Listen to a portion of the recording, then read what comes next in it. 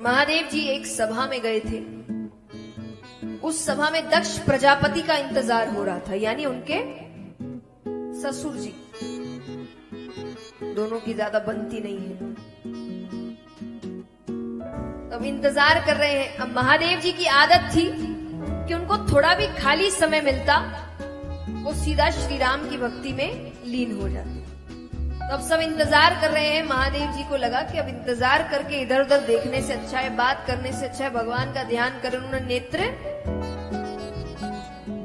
यहां उनका नेत्र बंद करना हुआ, वहां दक्ष प्रजापति का आना हुआ। अब उनके सम्मान में सब खड़े हुए सिवाय महादेव जी। उनको क्रोध आया, तो क्रोध में वो बहुत भला बुरा सुनाते हैं बीच सभा में महादेव जी को। वो कहते हैं कि ये अमंगल स्थान में रहने वाला, इसको किसने बुलाया? भूत प्रेतों को साथ रखने वाला, ये देवताओं के साथ बैठने योग्य नहीं है। अब देखिए, हमें लग सकता है कि कितनी गलत बातें हैं, भगवान को इतने अपशब्द कहे जा रहे हैं, लेकिन हमारे कुछ टीकाकार हैं जो ये बताते हैं कि जो गुणी व्यक्ति होता है ना, उसकी निंदा उसकी स्तुति होती है, कि उसकी निंदा में ही उसकी स्तुति छिपी होती है। कैसे? जैसे ये तीन बातें समझाई गई, इस पर बताया गया है कि पहली चीज कही अमंगल स्थान में रहने वाला। अमंगल स्थान कैसे हुआ? अगर आप, अच्छा, ये अमंगल स्थान का अर्थ आपको समझ आ गया होगा।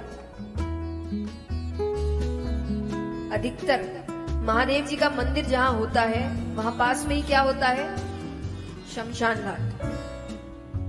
अधिकतर मंदिरों, जो बड़े मंदिर, महादेव जी के मंदिर के पास ही शमशान घाट होता है। तो कहते हैं कि अमंगल स्थान में रहने वाला। तो अमंगल स्थान कैसे हुआ?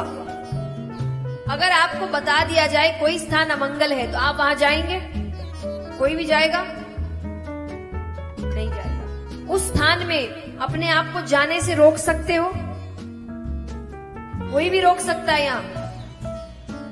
वहां तो जाना ही पड़ेगा। कहीं और जाओ ना जाओ, जीवन में एक ना एक बार या तो जीवित जाएंगे या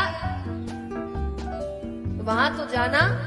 और वो स्थान जो सच समझाता है वो कोई और स्थान नहीं समझा सकता। कई बार जब आप किसी की मृत्यु हो जाए तो भी जाना पड़ता है। तो जो जो व्यक्ति वहां गया है उसको पता है कि जितनी देर वो वहां खड़ा होता है ना, उसको दुनिया का सच समझ आ जाता है। उसको सब समझ आता है कि बाकी चीजें कितनी व्यर्थ है। हर चीज व्यर्थ है, क्योंकि धनी से धनी व्यक्ति भी वही है और गरीब से गरीब भी ठीक उसके बगल में है। भगवान देखिए, भगवान कोई भेदभाव नहीं करते।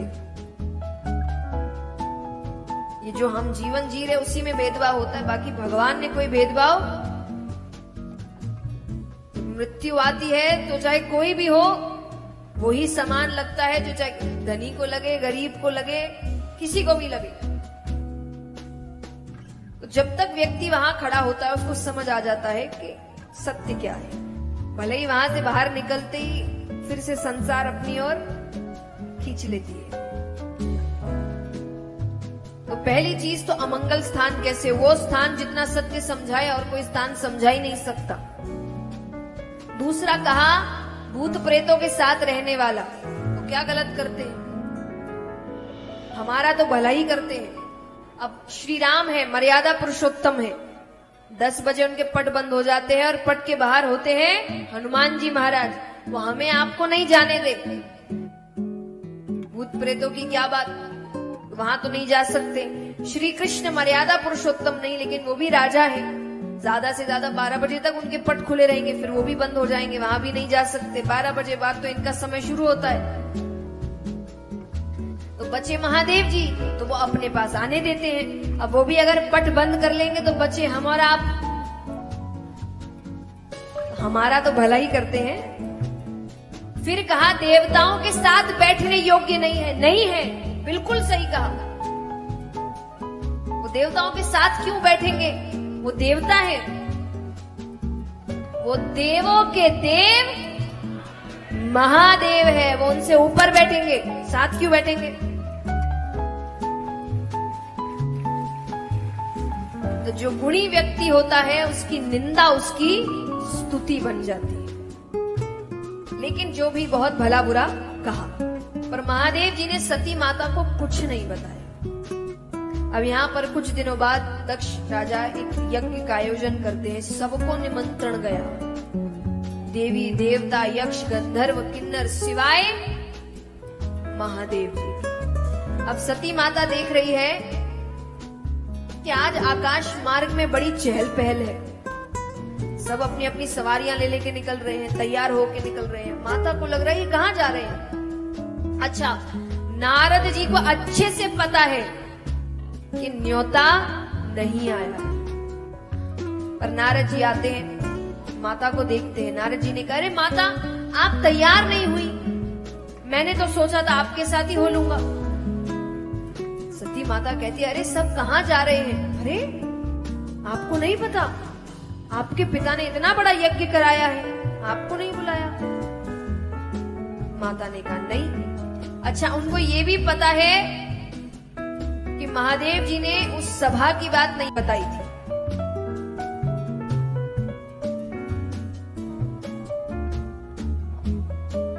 हेलो, जो भी जा रहे हैं उनसे अनुरोध है पीछे से जाए, सामने से ना जाए। जिनको भी जाना है वो पीछे से जाए, सामने से ना जाए।